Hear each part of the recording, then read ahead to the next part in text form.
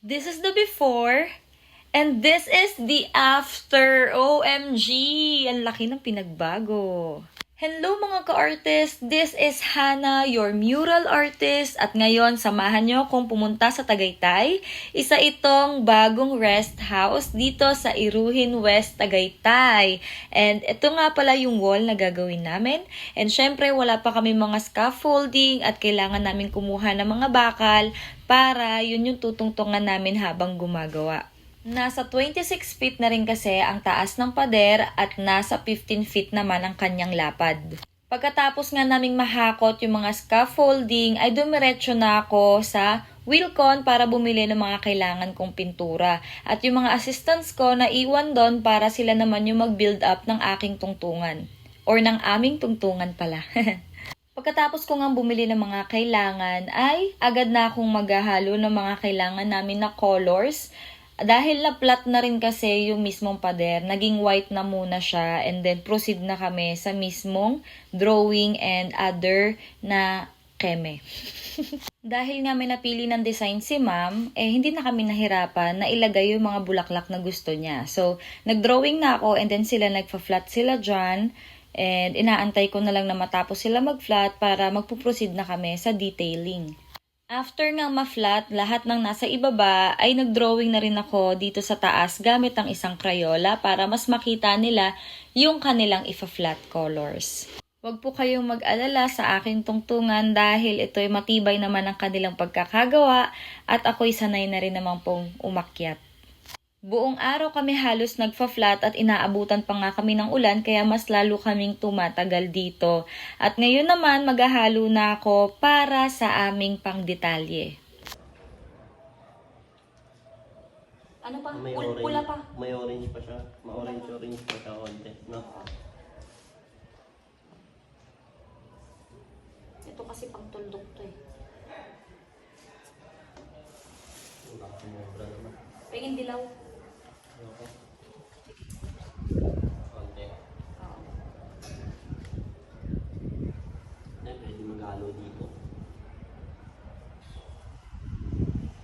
Ay, konti. Konti pala, hindi onte. Konti. Hindi kasi makita eh. Pula pa, Tons. May pagka-orange siya na ano eh, no? Parang light orange eh. Kaya nga. Parang light color nito. Di ba na? Yan. Baka maging pink eh. Ayan, sumobra.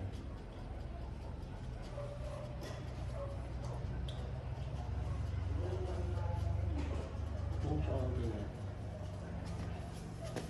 Baka maubusan ako eh. Halo ko parang pangalo dyan eh, no? Sige nga, lagay mo nga yan. Okay lang. Oh. Tapang kasi ng kulay niya, tingnan mo.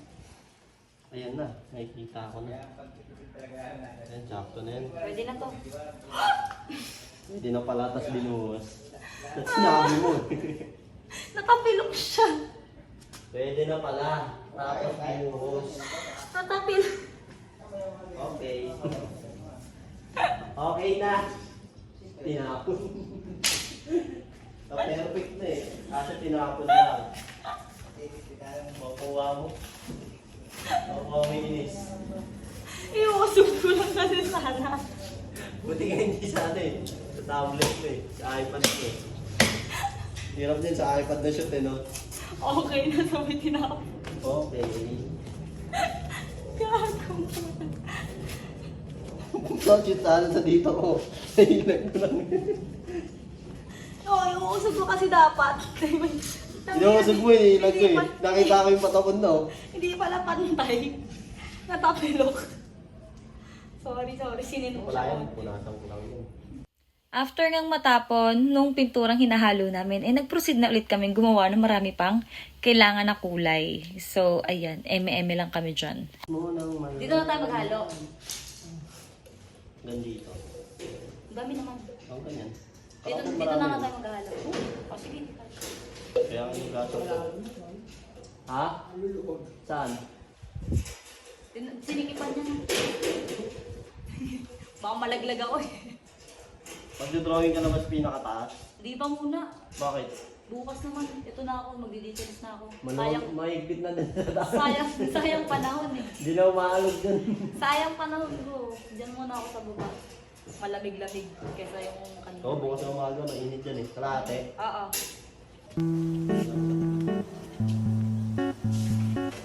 Uy. Ano na yan?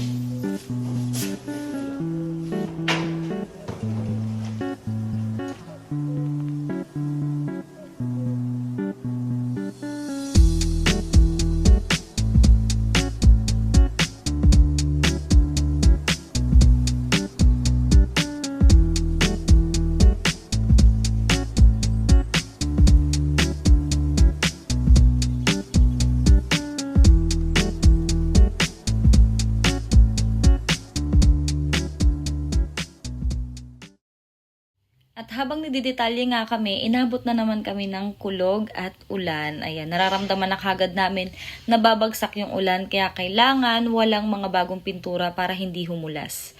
At syempre, tumambay muna kami dito sa loob ng kanilang rest house at nanood na lang muna ng movie. Nung medyo tumila yung ulan, ginawa ko pa rin talaga yung kulay dilaw na flower dito, kaya medyo madilim na rin. And then, ayun, kinabukasan, back to work na naman kahit walang ligo dahil minsan mahirap yung tubig dito dahil nga bago pa lang itong site, hindi pa nakaayos yung mga tangke. Kaya yan, wala pa akong ligo dyan, be. At sinimulan ko ngang gumawa dito sa may lilim dahil nga mainit at masakit sa likod yung araw. At syempre nakakahilo rin yun. Kaya ayan, tansya-tansya lang muna ako ng aking energy.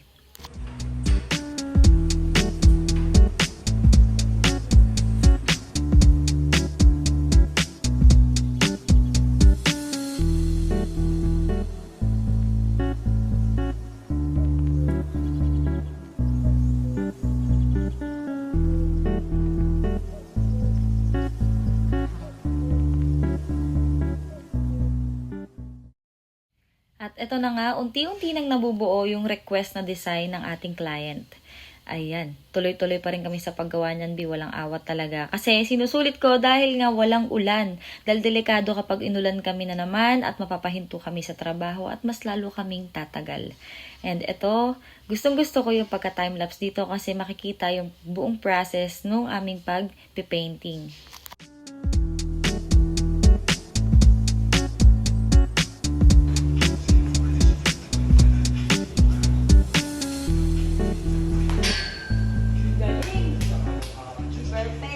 Sa sumunod na araw namin, talagang umulan ng malakas at possible na yung bagong lagay namin na pintura ay biglang huhulas na lang kasi mabagal din matuyo kapag maulan dahil nga walang init na naa-absorb galing sa pader.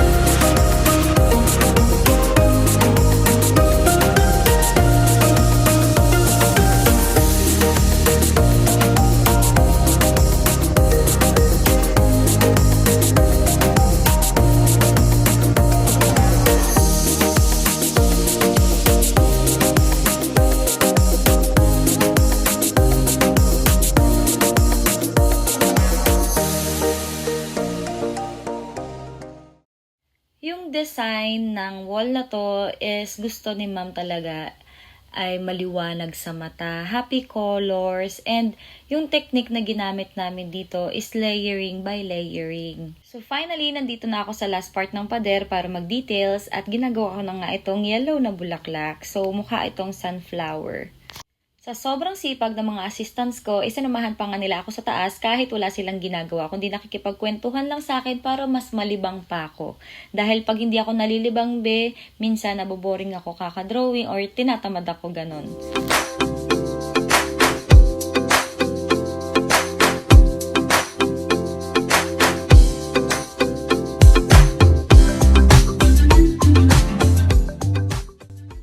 Quality checking na nga kami dito at tinitignan namin yung mga maninipis na part ng pintura at yung mga hindi pantay, ganun, inaayos na, at yung feeling namin maninipis pa.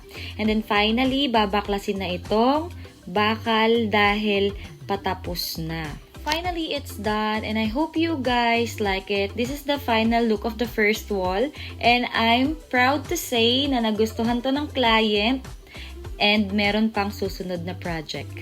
Thank you guys for watching and follow for more content like this. Share ko lang kung ano yung naging feedback ng client after niyang makita to. Yun lang guys. Bye!